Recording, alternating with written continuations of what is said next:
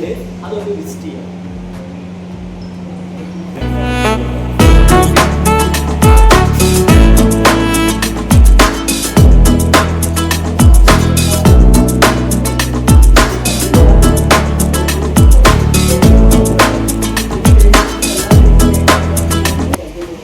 ഇവിടെ നമ്മള് തേനീച്ചക്കൂടിന്റെ ഉള്ളിലെ കാര്യങ്ങളൊക്കെയാണ് പറഞ്ഞിരുന്നത്.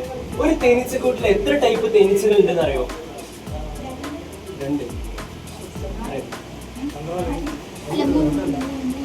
3 തരം തേനീച്ചകളാണ് ഒരു കൂട്ടിലുണ്ടാവുക. ആൺതേനീച്ചകൾ ഉണ്ടാവും, പെൺതേനീച്ചകൾ ഉണ്ടാവും, അതേപോലെ തന്നെ ഒരു റാണിയും ഉണ്ടാവും. ഇവരെങ്ങനെ തിരിച്ചറിയാന്ന് വെച്ചാല് ആൺതേനീച്ചകൾക്കൊക്കെ ഒരേ ബോഡി ആയിരിക്കും, ചെറിയ ചിറകുകളൊക്കെ ആയിരിക്കും. പെൺതേനീച്ചയാണെങ്കിൽ ഇവിടെ ഹെഡൊക്കെ ചെറുതായിരിക്കും, വിങ്സ് ഒക്കെ വലുതായിരിക്കും.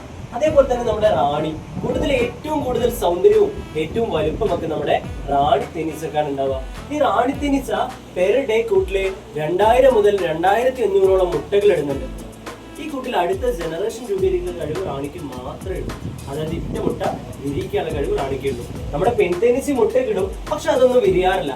വിരിഞ്ഞാൽ തന്നെ ശേഷിയില്ലാത്ത കുഞ്ഞുങ്ങളൊക്കെയാണ് വിരിഞ്ഞു വരിക. ഇതിന്റെ റീസൺ ഇവർ കഴിക്കുന്ന ഫുഡാണ്.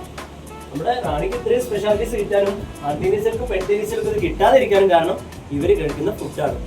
നമ്മുടെ ആൺതേനീച്ചയും പെൺതേനീച്ചയും കഴിക്കുന്നത് ബീ ബ്രെഡ് എന്ന് പറയുന്ന ഒരു ഫുഡാണ്. ബീ ബ്രെഡ് എന്ന് പറഞ്ഞാൽ തേനും അതുപോലെ തന്നെ പൂമ്പൊടിയും കൂടി മിക്സ് ചെയ്തിട്ടുള്ള ഫുഡാണ്.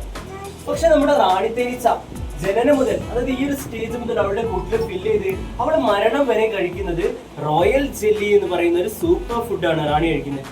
അതുകൊണ്ടാണ് റാണിക്ക് ഇത്രയും സ്പെഷ്യാലിറ്റീസ് ഈ കൂട്ടിൽ കിട്ടുന്നത്. അപ്പോൾ ഈ ബീഹൈവിലുള്ള എല്ലാ ബീസും ഈ റാണിയുടെ മക്കളാണ്. അപ്പം വേറെ പേരൻസോ അങ്ങനെ ഒന്നുമില്ല.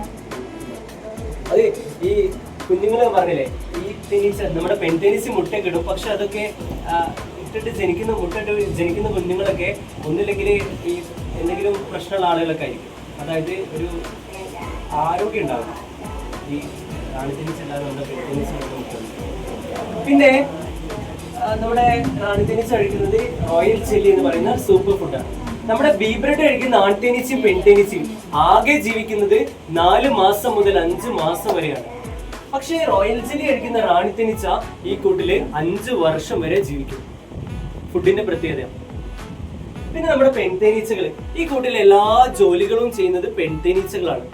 കൂട് ഉണ്ടാക്കുന്നത്, കൂട് വൃത്തിയാക്കുന്നത്, കൂട്ടിലേക്കുള്ള ഫുഡ് കൊണ്ടുവരുന്നത്, സോൾജേഴ്സ്, നഴ്സസ്, അങ്ങനെ എല്ലാ ഡിപ്പാർട്ട്മെന്റും കൈകാര്യം ചെയ്യുന്നത് പെൺതേനീച്ചകളാണ്. ഇവരെ വർക്കർ ബീസ് എന്നാണ് അറിയപ്പെടുന്നത്. അതുപോലെ നമ്മുടെ ആൺതേനീച്ചകളുണ്ട്.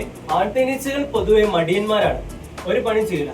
ഫുഡ് കഴിക്കുക, അതേപോലെ തന്നെ റാണിയായിട്ട് മെയ്റ്റ് ചെയ്യുക. ഇത് രണ്ടും മാത്രമാണ് നമ്മുടെ ആൺതേനീച്ചകൾ ചെയ്യുന്ന പണി.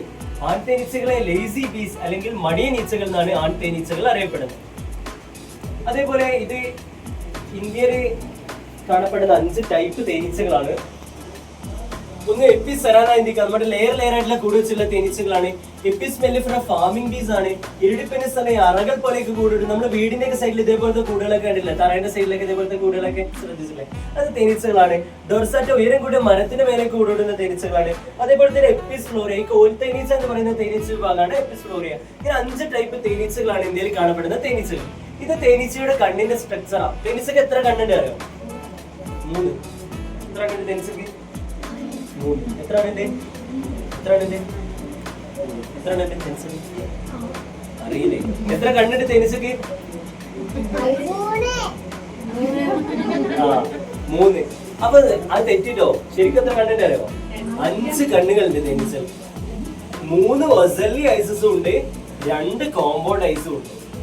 ഈ 2 കോമ്പൗണ്ട് ഐസ് തന്നെ 1000കണക്കിന് ലെൻസുകളും വരുന്നുണ്ട്. നമ്മളിപ്പോ ഒരു കൂട്ടിലേക്ക് കല്ലൊക്കെ എടുത്തെറിയാണെങ്കിൽ ആ കല്ല് എവിടുന്നാ വരുന്നത്, അത് എവിടെ വന്ന് പതിക്കും, എറിഞ്ഞാൾ എവിടെ പോയി ഒളിക്കും, ഇങ്ങനത്തെ കാര്യങ്ങളൊക്കെ തേനീച്ച എന്ത് ചെയ്യും, സെക്കൻഡുകൾ കൊണ്ട് സെൻസ് ചെയ്യും. എവിടെ പോയി ഒളിച്ചാലും കുത്തു കിട്ടും. ഈവൻ വെള്ളത്തിൽ മുങ്ങിക്കിടന്നവരെ തലേന്റെ മേലോ നിൽക്കും, പൊന്തി കഴിഞ്ഞാൽ കുത്തു കിട്ടും. തേനീച്ച കൂട്ടിലേക്കൊന്നും ആരും കല്ലെറിയരുത്. ഈ റൂമിലേക്ക് പോവാം. ചെറിയ 3 ഐസോ അല്ല